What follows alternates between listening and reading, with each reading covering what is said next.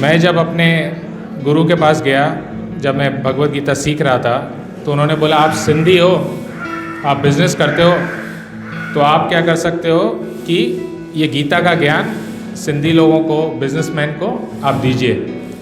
तब से मैंने सोचने लगा कि कैसे ये गीता का ज्ञान मैं बिज़नेस के टर्म से समझा सकूं, ताकि बिजनेसमैन और सब लोग समझ सकें।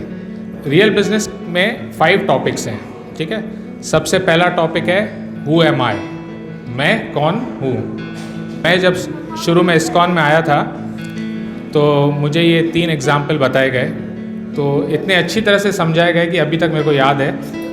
और आप लोग ध्यान से सुनिएगा, बहुत इम्पॉर्टेंट है ये। आपको फर्स्ट मैसेज जो कृष्ण अर्जुन को दे रहे हैं वो इसमें क्लियरली आपको समझ में आएगा। पहला एग्जाम्पल, एक बहुत महंगी गाड़ी है 1 करोड़ की, ठीक है। उसमें आपका रिश्तेदार या दोस्त सफ़र कर रहा है, ट्रैवल कर रहा है, पर उस गाड़ी का एक्सीडेंट हो जाता है, तो आप क्या करोगे?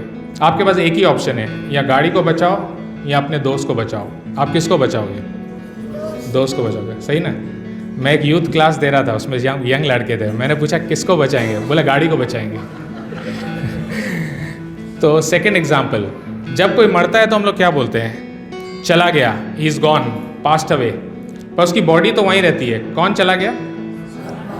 आत्मा चली गई, ठीक है। अब तीसरा एग्जाम्पल, सपोज उस गाड़ी के एक्सीडेंट में अपने दोस्त या रिश्तेदार की मृत्यु हो जाती है, तो हम उसकी बॉडी का क्या करते हैं? या जला देते हैं या दफना देते हैं, ठीक है। तो जब उस शरीर में आत्मा थी, उसकी वैल्यू करोड़ों में थी, तभी तो आपने गाड़ी को नहीं बचाया। और जैसे ही आत्मा निकल गई, शरीर का वैल्यू क्या हुआ? 0। तो वैल्यू किसकी हुई? शरीर की या आत्मा की?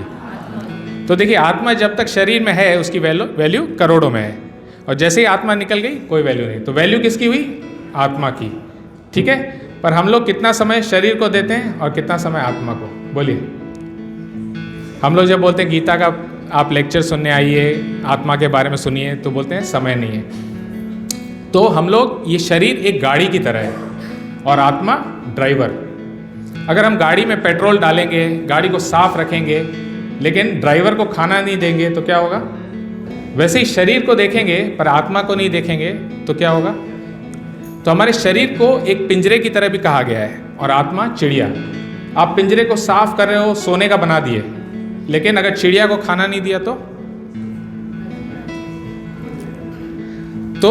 अब ये बिजनेस का मैं प्रपोजल बताता हूँ, ठीक है, कि बिजनेस के हिसाब से समझाना है।